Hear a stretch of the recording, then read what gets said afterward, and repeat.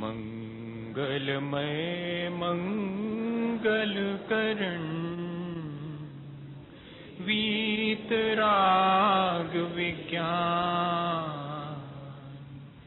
नमो ताहि जाते भये अरहंतादिमः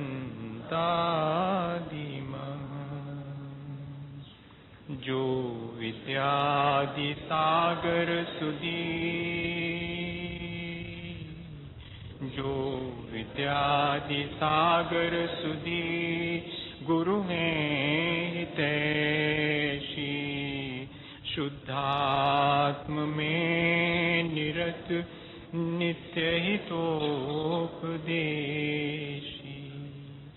वे पाप ग्रीष्म ऋतु में जल है सयाने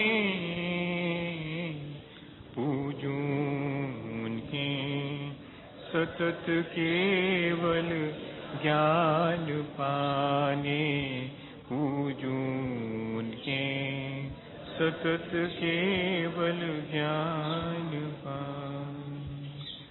बोले भगवान महावीर स्वामी की, आचार्य कुंद कुंद स्वामी की, आचार्य गुरुवर विद्यासागर मुनि महाराज की।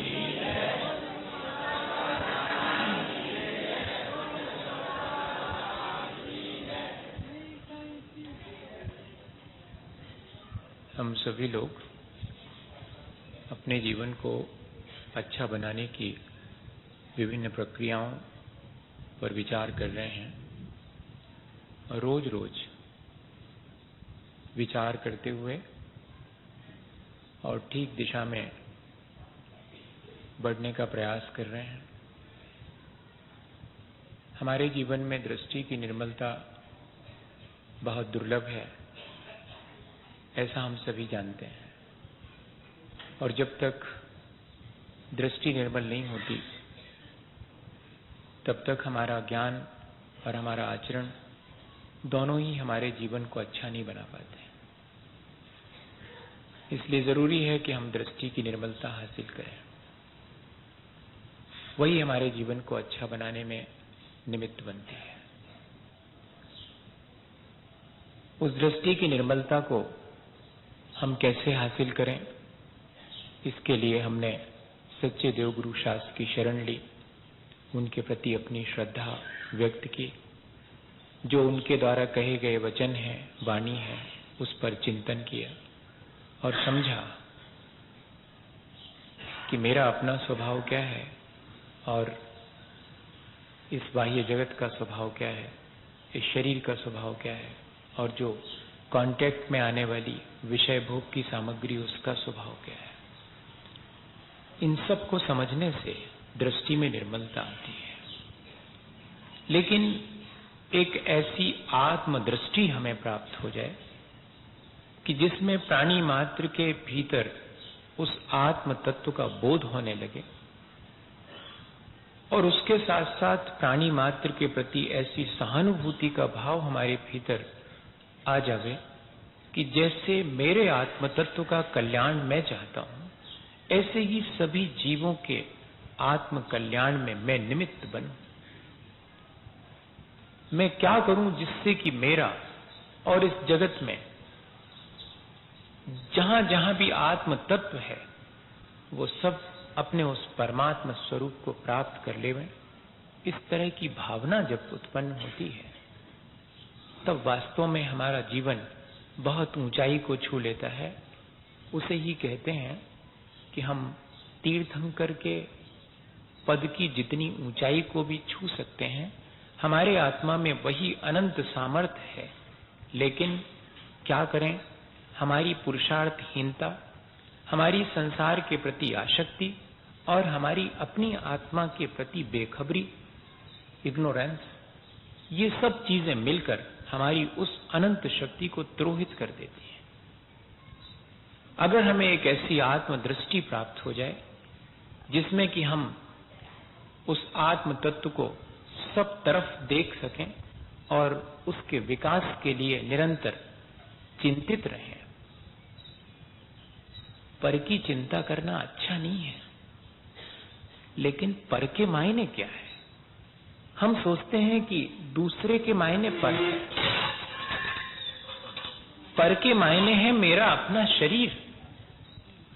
अगर देखा जाए तो पर तो मेरा अपना शरीर ही है, और उस शरीर से सारे संबंध जो मैंने जोड़े हैं वे भी पर हैं।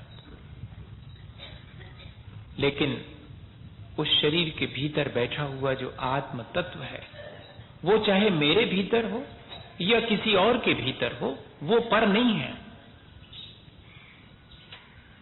मुझे दिखता क्या है? मुझे दिखता शरीर है, और मुझे शरीर के संबंध दिखाई पड़ते हैं, मुझे आत्म तत्व तो दिखाई नहीं पड़ता। इसलिए कहना पड़ा कि पर और स्व के बीच में भेद विज्ञान तो प्राप्त करो, ऐसी दृष्टि हासिल करो कि पर पर मालूम पड़े और स्व स्व मालूम पड़े। तब ऐसा कहते ही साथ ऐसा लगता है कि जैसे हम और अन्य दूसरे जीव वो सब पर हैं, और मैं अपने बारे में विचार करूं, स्वार्थी हो जाऊं। ऐसा कौन सिखाएगा? स्वार्थी होना नहीं सिखाया जाता भेद विज्ञान में। भेद विज्ञान में तो ये सिखाया जाता दृष्टि की निर्मलता। ये सिखाती है हमें कि पहचानो कि शरीर और आत्मा दोनों अलग अलग हैं, और जहां जहां आत्म तत्व है वो सब स्व है, मेरा आत्म तत्व भी। और जहां भी आत्म तत्व दिखाई पड़ता है अनंत आत्माओं में, वह सब मेरे लिए प्राप्तव्य है। पर तो मेरा शरीर है, दूसरे का शरीर भी और मेरा शरीर भी पर है। ये दृष्टि हमारे भीतर ऐसी प्राप्त हो जाए, ये कहलाएगी आत्मदृष्टि। ऐसी आत्मदृष्टि होने पर हमारे भीतर सहानुभूति और उदारता अपने आप आती है। प्राणी मात्र के कल्याण की भावना हमारे भीतर उत्पन्न होती है। वो हमारे जीवन को बहुत ऊंचा उठाती है, यहाँ तक कि तीर्थंकर के पद की प्राप्ति भी हो सकती है। इसे ही कहते हैं दर्शन विशुद्धि। इस एक भावना के होने पर अन्य 15 भावनाएं ना भी हों तब भी तीर्थंकर प्रकृति बंध सकती है। लेकिन किसी को इस दर्शन विशुद्धि के साथ साथ अन्य दूसरी भावनाएं भी हों तब भी तीर्थंकर प्रकृति बंधती है। दूसरी भावना रखी है विनय संपन्नता। वह भी हमारे जीवन को ऊंचा उठाती है, और उतना ही ऊंचा जितना कि तीर्थंकर पद की प्राप्ति करने वाली आत्मा का जीवन ऊंचा उठता है। विनय के मायने है नम्रता। विनय के मायने है पूज्य पुरुषों के प्रति आदर सम्मान की भावना, उनके प्रति उपकार, उनका सत्कार, उनकी सेवा शुश्रूषा। इसके मायने है विनय संपन्नता। और इतना ही नहीं, इंद्रियों पर विजय प्राप्त करना, शास्त्र के अनुकूल आचरण करना, और तीसरे नंबर रखा ऐसी प्रवृत्ति जो शास्त्रानुकूल तो है, और साथ में कषायों की विजय प्राप्त करना। वास्तव में विनय तो ये है। अपन सोचते हैं कि दूसरे के प्रति विनय रखना यानी उसके प्रति झुकना, उसके प्रति नम्रता का भाव रखना है। तो वही, लेकिन उसका उद्देश्य क्या है? आत्मदृष्टि पूर्वक जब मेरे भीतर विनय संपन्नता आएगी तो वो विनय संपन्नता ऐसी सामान्य नहीं होगी। एक होती है लोकानुवृत्ति रूप विनय, सबको जिसमें भला लगे देश काल के अनुरूप वैसा आचरण करना, ये लोकानुवृत्ति रूप विनय है तो दुनिया करती है। अर्थ विषयक विनय है जिससे मेरा काम सधता है, मेरा स्वार्थ सधता है, उसकी जी हजूरी करना, ऐसी विनय भी संसार में बहुत है। वो दृष्टि की निर्मलता पूर्वक होने वाली विनय संपन्नता नहीं है। अपने विषय सामग्री की प्राप्ति के लिए जो विनय की जाती है वो विषय विषयक विनय है, वह भी कार्यकारी नहीं है। दबाव में और भयवश जो विनय पालन की जाती है वो चौथे प्रकार की विनय भी मोक्ष मार्ग में कार्यकारी नहीं है। विनय तो दृष्टि की निर्मलता या दर्शन विशुद्धि के साथ होने वाली विनय ही श्रेष्ठ है। वो कैसी होगी? तब उसके लिए लिखा कि हमारे भीतर ऐसी रिसेप्टिविटी, हमारे भीतर इस तरह की नम्रता आ गई कि हम शास्त्र के अनुकूल प्रवृत्ति करते हैं, अपनी कषायों को जीतते हैं और अपने इंद्रियों को जीतते हैं। वास्तव में ये है विनय संपन्न। पूज्य पुरुषों के प्रति आदर, सम्मान, उपकार, सत्कार, इन सब की भावना है। और साथ में मैं जब इस बात पर विचार कर रहा था तो अत्यंत आश्चर्य होता है कि आचार्य भगवंतों ने लौकिक और पारलौकिक दोनों प्रकार की विनय को कितने गौर से समझा और हमें उसका अंतर बताया। जितनी लौकिक विनय है वो सब शरीर आश्रित है, इसलिए वो संसार को बढ़ाने वाली विनय है। लेकिन जिसमें आत्मदृष्टि प्राप्त हो गई है, जिसे आत्मदृष्टि प्राप्त है, वो तो सबके आत्मा के विकास के लिए जो कारणभूत विनय है उसी का पालन करेगा। इंद्रिय विजय करना, शास्त्र के अनुरूप आचरण करना, कषायों को जीतना, इससे प्राप्त होगी हमारे लिए आत्मगुणों की प्राप्ति, रिसेप्टिविटी। हमारा वो जो आत्मा का विनय गुण है वो इस प्रक्रिया से प्राप्त होने वाला है। इसलिए विनय की ऐसी परिभाषा बनाई। और विनयति अपनयति, विनयति विशेषेण नयति, दो अर्थ और कर दिए विनय के। जो हमें बुरे कर्मों से बचाए वास्तव में वो है विनय, और जिसकी आत्मदृष्टि हो जाएगी वो अपने आप बुरे कर्मों से बचना शुरू कर देगा। इसलिए विनय की एक परिभाषा बनाई कि जो बुरे कर्मों से दूर करे। और इतने ही में पूरा नहीं हुआ, विशेषेण नयति, जो स्वर्ग और मोक्ष के अभ्युदय को प्राप्त कराने में कारण बने, वो विनय है। विनय से विनयति शब्द बना करके उसके दो अर्थ निकाल दिए। एक तरफ बुरे कर्मों से इंद्रियों में आसक्त होना, शास्त्र के प्रतिकूल आचरण करना, कषाय करना, ये सब बुरे कर्म है कि नहीं? इन बुरे कर्मों से जो हमें बचाए वो विनय है। और इतना ही नहीं, जो हमें स्वर्ग और मोक्ष के अभ्युदय अर्थात उसकी ऊंचाई को प्राप्त करा दे, वो विनय कहलाए। घड़ा पानी से भरना चाहे और अपने जीवन को सार्थक करना चाहे तो सीधे नहीं भर सकता जब तक कि वो झुकेगा नहीं। घड़ा पानी में पड़ा रहे और झुके नहीं तो भरेगा नहीं। झुकता है इसलिए भर जाता है। हम गुणों से तभी भर सकते हैं जबकि हम झुकें, जब हमारे भीतर रिसेप्टिविटी हो, हमारे अंदर ग्राहकता हो। एग्रेसिव हो, रिसेप्टिव ना हो तो एम्प्टी, खालीपन। आज हम देखें हमारा स्वभाव एग्रेसिव है, हम आक्रामक हैं, ग्राहक नहीं है। और मोक्ष मार्ग में विनय हमें ग्राहकता सिखाती है। आत्म तत्व दिखाई पड़ने लगा है सबके भीतर, तो उसमें से गुण ही ग्रहण करूं मैं। आत्म तत्व तो गुणों का भंडार है, बाकी सब तो निस्सार है जो दिखाई पड़ता है। दिखाई क्या पड़ता है? शरीर दिखाई पड़ता और शरीर की क्रियाएं दिखाई पड़ती हैं, उसमें कोई गुणवत्ता नहीं है।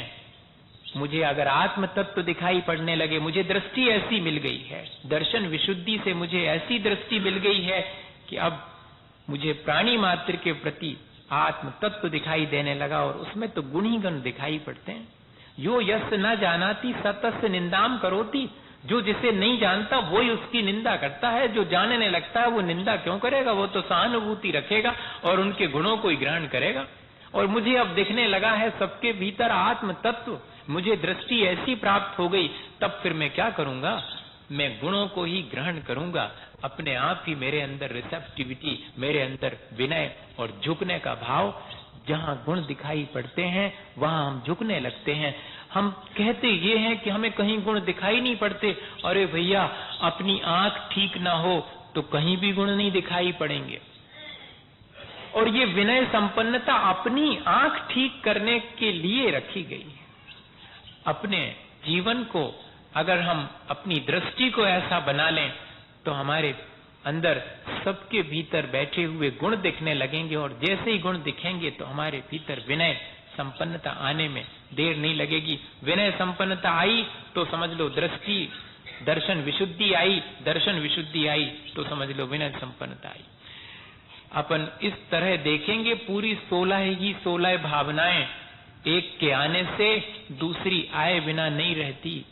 दर्शन विशुद्धि आने पर 15 की 15 आ जाती हैं, यह भी ध्यान रखना। जैसे एकमात्र क्षमा धर्म आ जाने पर शेष 10 धर्म आ जाते हैं, वो तो सिर्फ प्ररूपण करने की शैली है। आचार्य भगवंत हमारे समस्त गुणों को गौण और मुख्य करके हमें बताना चाह रहे हैं कि सब गुण तुम्हारे भीतर है। एक आने पर सब आते हैं, कोई भी एक आ जाए। विनय संपन्नता वही श्रेष्ठ है जिसमें आत्मदृष्टि है। दर्शन विशुद्धि पूर्वक ही विनय संपन्नता होगी। इसलिए देखिए, जब विनय संपन्नता पर विचार करेंगे तब दर्शन विशुद्धि उसके साथ में रहेगी।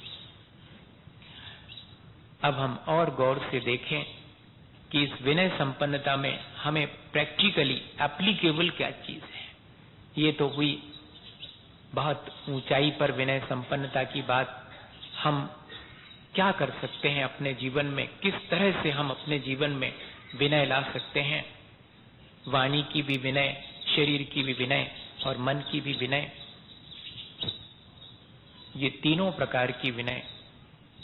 जब अपन मार्दव धर्म की चर्चा करेंगे तब भी लगभग यही बात आएगी, लेकिन उसको जब अपन बैठेंगे तो उस पर विचार करेंगे। पर अभी देखें, जैसे अपन ने कल विशुद्धि की बात कही थी, निर्मलता की बात करी थी कि वाणी की निर्मलता, मन की निर्मलता और शरीर की निर्मलता कैसे आती, ऐसे ही वाणी की विनय, शरीर की विनय और विचारों की विनय कैसे आएगी। तो उसके लिए आचार्य भगवंतों ने 5 प्रकार की विनय को ही हमारे अंदर प्रकट करने के लिए उपाय बता दिया।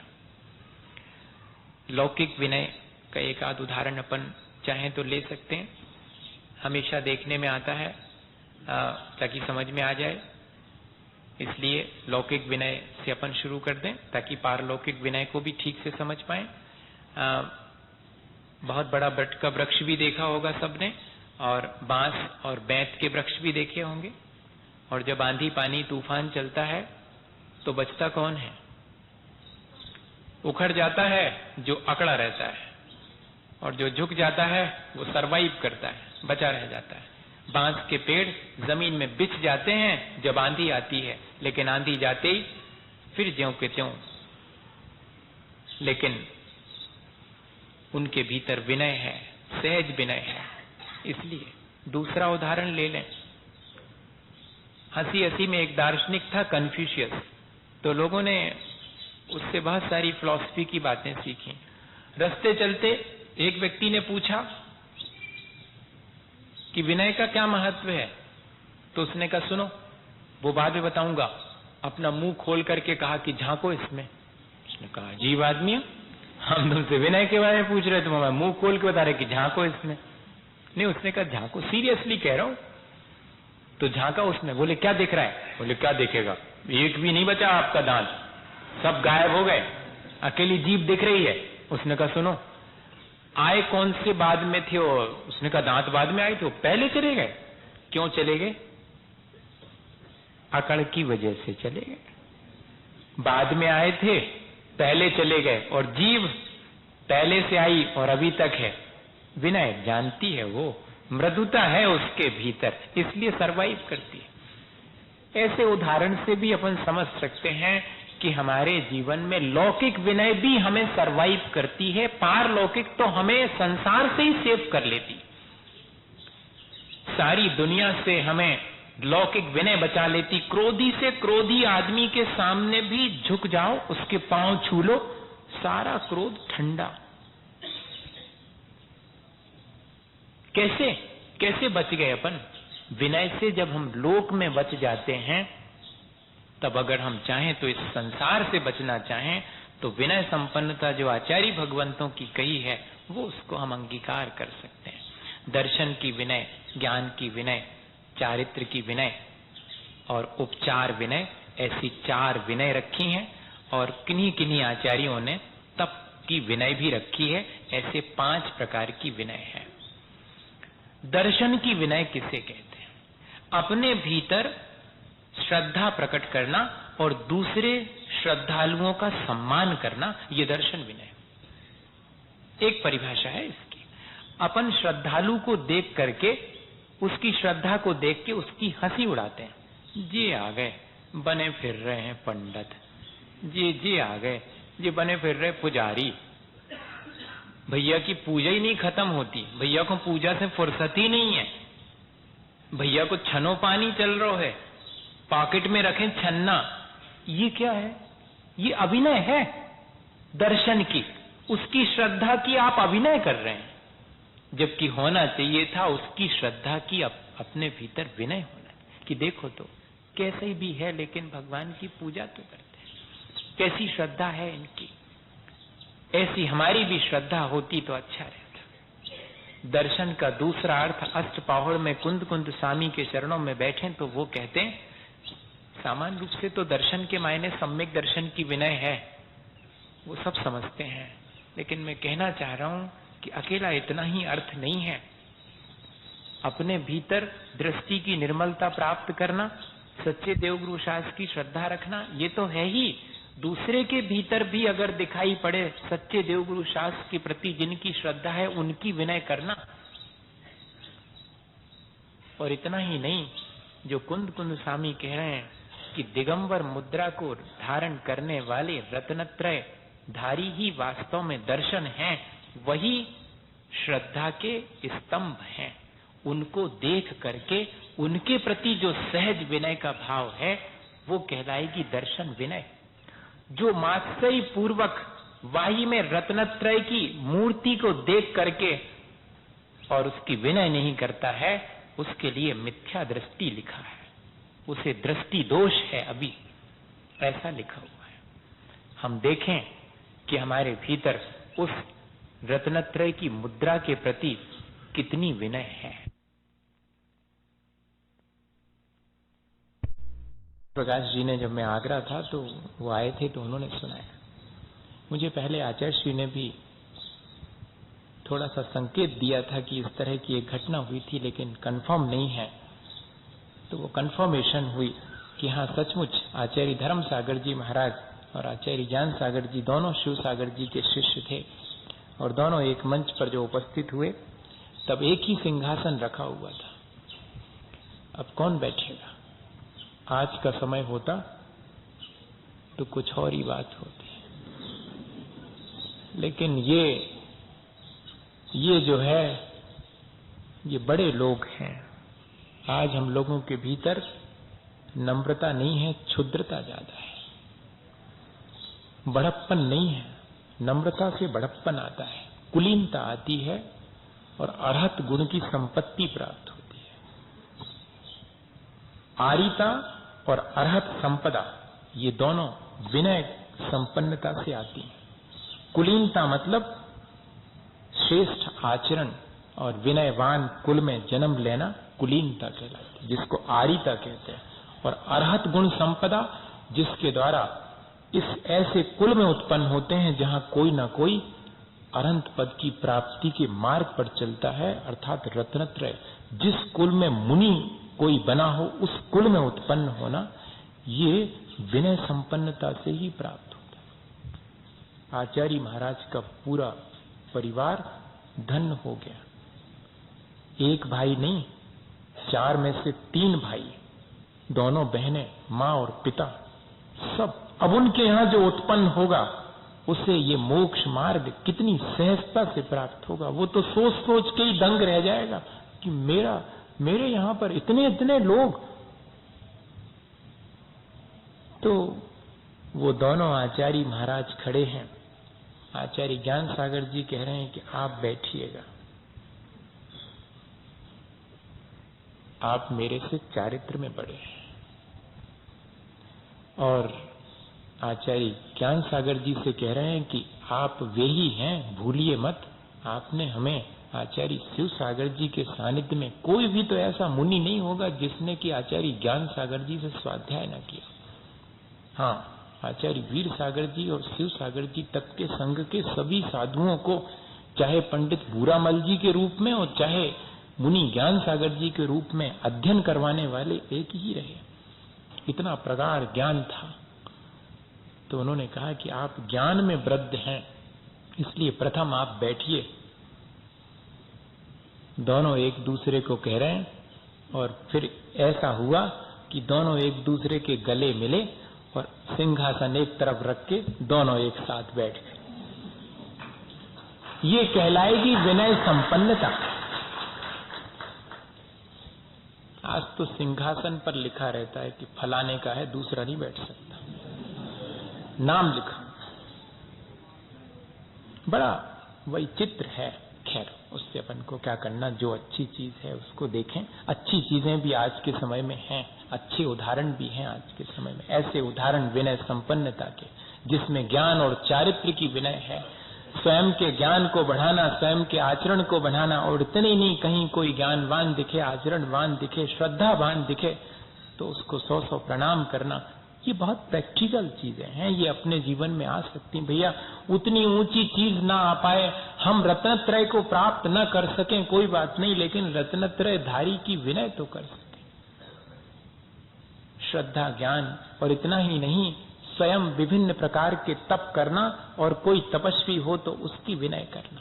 कभी आपने अपने घर में किसी बच्चे ने उपवास किया, उसको जय जिनेंद्र बोली बड़े होकर के भी? कभी नहीं बोली होगी, बल्कि ये कहा होगा कि तुमसे नहीं होगा। लेकिन ये है तप की विनय। एक आसना किसी ने करी है, जय जिनेंद्र, ऐसा ही मुझे भी सौभाग्य मिले। कोई थोड़ा सा भी तप करे, रस परित्याग कर देवे, एक आसना करे, उपवास करे, उसके लिए कम से कम बड़े होने पर भी आगे बढ़ करके जय जिनेंद्र तो बोल ही सकते हैं। जय जिनेंद्र, आपने अच्छा काम किया, आपने तपस्या की। और जो मासोपवासी हैं, वर्षों वर्षों के उपवास करते हैं, ऐसे तपस्वी तो आज अपन को दुर्लभ है देखने के लिए। लेकिन कोई जरा भी तप के प्रति आदर रखता है या स्वयं तपस्या करता है, उसके प्रति अपने मन में अगर इस तरह की भावना उत्पन्न हो तो यही तो विनय है। ये अपने भीतर आने वाली वाणी, जो अपन कह रहे थे कि वाणी की विनय, शरीर की विनय और विचारों की विनय, हमने जय जिनेंद्र बोल करके वाणी की विनय हासिल कर ली। हमसे छोटा है लेकिन उपवास किया है उसने आज, इसलिए जय जिनेंद्र बोली है, तो हमने वाणी की विनय। और इतने ही नहीं, मन ही मन हमने उसकी प्रशंसा करी, ये मन की विनय है। और शरीर से हाथ जोड़े हैं, ये शरीर की विनय। हर एक में ऐसा ही लगाते चले जाना, चाहे दर्शन की विनय हो, चाहे ज्ञान की, चाहे चारित्र की, चाहे तप की। और फिर अंत में कहते उपचार विनय। हाँ, उपचार विनय दो प्रकार की, प्रत्यक्ष और परोक्ष। प्रत्यक्ष में तो दुनिया करती है, लेकिन परोक्ष में बहुत कठिन है करना। अपने गुरुजनों की प्रत्यक्ष में विनय क्या है कि उनके आते ही खड़े हो जाना, उन्हें रास्ता देना, उन्हें कोई और आवश्यकता हो तो उनकी सेवा करना। ये तो प्रत्यक्ष में है, लेकिन परोक्ष में उनके आज्ञा के अनुकूल प्रवृत्ति करना, ये उनकी परोक्ष विनय है। उन्हें 24 घंटे हमेशा स्मरण में बनाए रखना, ये उनकी परोक्ष विनय है। और जब समय आवे तब तीनों संध्या कालों में मन वचन काया तीनों को एकाग्र करके और उनके प्रति परोक्ष में अपना प्रणाम इत्यादि निवेदित करना, ये सब उपचार विनय है। भैया, इस तरह तो अपन चाहें तो आसानी से इस विनय संपन्नता नाम के गुण को अपने भीतर, लेकिन बस एक ही चीज है कि आत्मदृष्टि पूर्वक ये सारी चीजें होनी चाहिए। मैं अपने आत्मा के गुणों को विकसित करना चाहता हूं, इसलिए दूसरे के आत्म गुणों को देख करके मैं उसकी विनय कर रहा हूं, ऐसा अपने भीतर विचार अगर आता है। मुझे तो आचार्य महाराज का वो संस्मरण याद है। वैसे तो वर्णी जी की भी ज्ञान विनय देखने में आती थी। दोनों ही चीजें हैं। समय पूरा होने को है। ये घड़ी आगे तो नहीं है, कल जो है 10 मिनट आगे थी। 9:25 हो गए, 5 मिनट में अपन अपनी बात पूरी करते हैं। 2 छोटे छोटे से घटनाएं जिनसे कि अपन को स्पष्ट हो जाएगा कि सही में हम लोग भी ऐसी विनय आज के समय में हासिल कर सकते हैं। जिनेन्द्र वर्णी जी के बारे में सब जानते हैं। उन्होंने 4 बड़े बड़े वॉल्यूम में पूरा जैन सिद्धांत कोश लिखा है। 17 वर्ष तक निरंतर स्वाध्याय करने के परिणाम स्वरूप वो चीज हासिल हुई और वो बैठे हुए हैं आचार्य महाराज के चरणों में सरलेखना के लिए ईसरी में, और आचार्य श्री हम लोगों को पढ़ा रहे हैं और उस दौरान किसी एक शब्द पर और बात आके रुक गई और समझ में नहीं आ रहा है, क्लियर नहीं हो रहा है कि यहाँ ये अर्थ निकलता है, दूसरी जगह दूसरा अर्थ निकलता है, एग्जैक्टली क्या है। तो आधे घंटे तक हम सभी साधुओं के बीच और आचार्य महाराज के साथ ऊहापोह चलता रहा, डिस्कशन चलता रहा। कुछ समझ में नहीं आया तो फिर बाद में विचार करके बताऊं, ऐसा आचार्य श्री ने कहा। लेकिन एकदम याद आ गया उनको, वर्णी जी भी तो बैठे बैठे सब सुन रहे हैं। तो वर्णी जी से कहा कि वर्णी जी आपने तो कोश लिखा है, उसमें इस शब्द का और कहीं कोई और अर्थ आता है क्या, थोड़ा क्लियर हो जाए। तो उन्होंने हाथ जोड़ के कहा कि आपकी आज्ञा हो तो कहूं। उन्होंने कहा हाँ कहो, आचार्य श्री बोले। तो फिर उन्होंने झट से और उसका अर्थ भिन्न भिन्न ग्रंथों में ये है बता दिया। हम लोगों ने कहा कि वर्णी जी जब आपको मालूम था तो हम लोग इतनी देर से परेशान हो रहे थे, आप पहले बता देते। तो उन्होंने क्या कहा, इतने महान आचार्य के सम्मुख उनकी आज्ञा के बिना मैं अपना ज्ञान बताऊं, ये कहलाएगी ज्ञान की विनय। ऐसा है अपने भीतर, अपन तो जरा सा जानते हैं और चुप नहीं बैठ सकते। हाँ, ज्ञानवान की विनय और ज्ञान की विनय। यहां तक लिखा हुआ है कि आचार्य भगवंत अगर किसी चीज का प्ररूपण कर रहे हैं और वे प्ररूपण में कहीं चूक जाएं और हमें मालूम है कि ऐसा नहीं लिखा, तब भी कुछ नहीं बोलेंगे। हाँ, क्यों? उस समय उनके आचार्यत्व की विनय है, उनके रत्नत्रय की विनय है। उस समय वे चूक भी गए हैं तब भी कुछ नहीं कहेंगे, बाद में जाकर के और ग्रंथ उनके सम्मुख रख के विनय पूर्वक कहेंगे कि भगवान आज आपने जो प्ररूपण किया और इस ग्रंथ में जो प्ररूपण है, उन दोनों में मुझे स्पष्ट नहीं हो रहा। आपने गलत कहा ऐसे कैसे, इसमें जो लिखा वो सही ऐसे कैसे, नहीं इसमें जो लिखा और आपने जो प्ररूपण किया भगवान वो कुछ मुझे स्पष्ट नहीं जान पड़ रहा। वे फौरन उस ग्रंथ में से पढ़ के और कहेंगे, कहते ही हमने तो आचार्य श्री को कई बार देखा, फौरन दूसरे दिन सबके बीच, कल मैंने जो प्ररूपण किया था उसमें मुझसे यह बात रह गई बताना, या कि ये बात ऐसी ना हो करके मुझे ऐसी बतानी थी, मेरी गलती हुई। वो भी ज्ञान की विनय है और जिसने बताया उसने भी ज्ञान की विनय की है। ये है वास्तव में व्यवहार। और अपने गुरुजनों की विनय का उदाहरण आचार्य महाराज के जीवन का एक और उदाहरण दे दूं और बात स्पष्ट हो जाए। 91 में सतना का चतुर्मास करके हम 6 लोग थे, जिसमें समता सागर जी, प्रमाण सागर जी जो इन दिनों फिरोजाबाद में हैं वे भी थे। 6 लोग थे हम लोग और सतना का चतुर्मास करके लौट रहे थे और मालूम पड़ा जबलपुर के पास आकर के कि आचार्य महाराज तो बरगी डैम से होकर के जबलपुर ही आ रहे हैं। और हम लोगों को बहुत खुशी हुई।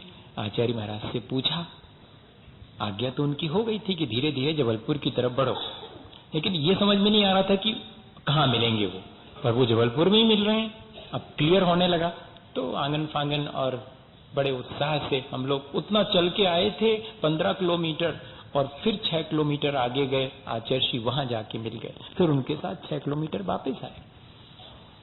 वहां तक जाने के बाद रास्ते में चले आ रहे थे तो एक तरफ मैं हूँ, इधर समता सागर जी हैं और चर्चा कर रहे हैं, महाराज आपकी कृपा से सब कुछ अच्छा हो गया सतना में और जैसा सोचा नहीं था वैसा हो गया और लोगों ने बहुत रुचि ली, सब बातें सुना रहे हैं, आपकी कृपा है।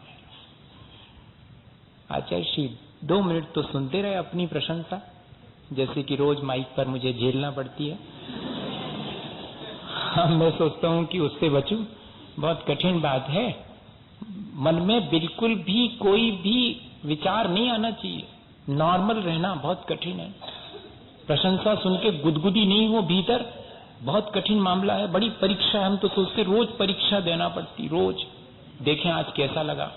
आज और बढ़िया शब्दों में करी जाएगी, कल और बढ़िया शब्दों में, नए नए शब्दों में करी जाएगी। सहन करो चुपचाप, क्योंकि अगर ये नहीं सहन करोगे तो निंदा भी सहन नहीं कर पाओगे। हाँ, प्रशंसा सहन नहीं हुई, अगर प्रशंसा में फूल गए तो निंदा में दुखी होगे, म्लान हो जाओगे। नियम है ये रोज देना पड़ती है। आचार्य महाराज ने तो 2 ही मिनट सुनी, जो बार बार 2-3 बार हम लोग आपकी कृपा से, तो आचार्य श्री फौरन बोले अपना क्या है इसमें, ये तो सब गुरुजनों का, महान आचार्यों का, आचार्य ज्ञान सागर जी का ये तो परंपरा भगवान महावीर स्वामी से चली आ रही है। हम सब तो सिर्फ अपने आत्म कल्याण के लिए उनसे प्रेरणा लेते हैं, हमारा उसमें क्या है। वास्तव में ये है विनय, जिसमें कि अपनी पूरी परंपरा के प्रति हमेशा स्मरण बना हुआ है कि जो कुछ भी प्राप्त हुआ है वो हमें परंपरा से प्राप्त हुआ है। हमारी अपनी क्या क्षमता है, हमारी अपनी क्या योग्यता है। योग्यता होते हुए भी इस तरह की भावना होना वास्तव में योग्यता है। ये विनय संपन्नता ही हमारे लिए उतना ऊंचा पद प्राप्त करा सकती है। उच्चैर गोत्रम प्रणते भोगो दानात उपासनात पूजा भक्ते सुंदर रूपम स्तवनात कीर्ति तपो निधिषु। जितना झुकेंगे उतना ऊंचे उठेंगे। ये सीधा सीधा ऐसा उच्चैर गोत्रम प्रणते, अगर प्रणाम किया है तो आप ऊंचे उठ गए, स्तवन किया है तो तैयार रहिए, आपकी स्तुति होने वाली है। आपने भगवान की स्तुति करी तो तैयारी कर लीजिए, अब आपकी स्तुति होने वाली। आपने अगर दान दिया है तो तैयार रहिए, भोग विलास की सामग्री मिलने वाली है। दानात भोगो, जितना दान दिया होगा उतनी और सामग्री मिलने वाली है। ये इस तरह की चीजें हैं, जितना जितना हम इन चीजों को हासिल करते जाते हैं ये और हमारे पास आती चली जाती। विनय से सब कुछ प्राप्त होता है, लेकिन आत्मदृष्टि पूर्वक यदि हमारे भीतर यह ज्ञान दर्शन चारित्र और उपचार विनय आवे तो हमें अपने जीवन में बहुत ऊंचाई छूने का अवसर मिल सकता है। इसी भावना के साथ बोलिए आचार्य गुरुवर विद्यासागर मुनि महाराज। हे गुरुवर शाश्वत सुख दर्शक यह नग्न स्वरूप तुम्हारा है। जग की नश्वरता का सच्चा दिग दर्शन करने वाला है।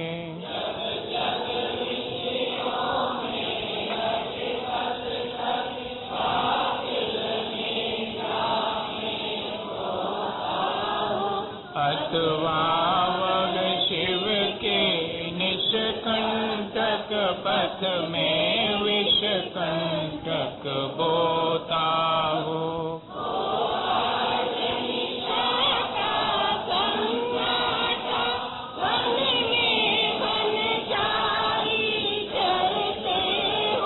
तव शांत निराकुल मानस तुम तत्वों का चिंतन करते हो।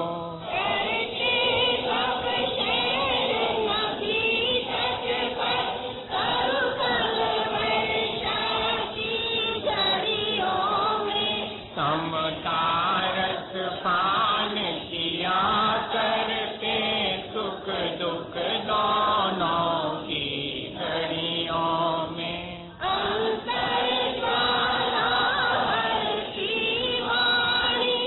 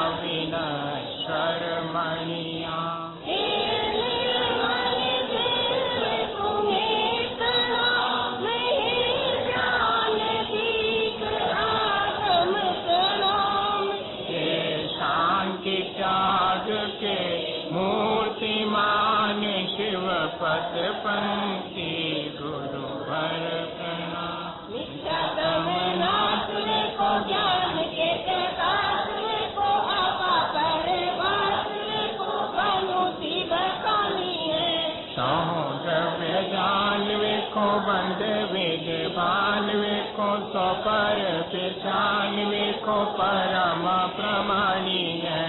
अनुभव बताए को गिर के जताए को गाउन सताए को भवे उर हानि है। जहाँ तहाँ तारवे को पार के उतारवे को सुख वे तारवे को यही जिनवाणी है। जवानी के ज्ञान से सूझे लोकालो तो वाणी मस्तक नमो सदा दे सूढ़ो उदक चंदन संदोल पुष्प के चरो सो दे पसुदो पलार्ग के धवल मंगल दान रवा कुले जिन दहे मुनि राज ओम ग्रीम श्री 108 परम पूज्य आचार्य गुरुवर श्री विद्यासागर जी महाराज के संगत मुनि श्री क्षमासागर जी महाराज श्री भव्य सागर जी महाराज के चरण कमलों की पूजा अनर्थ पद प्राप्त है। अर्घ्यम निरूपामि की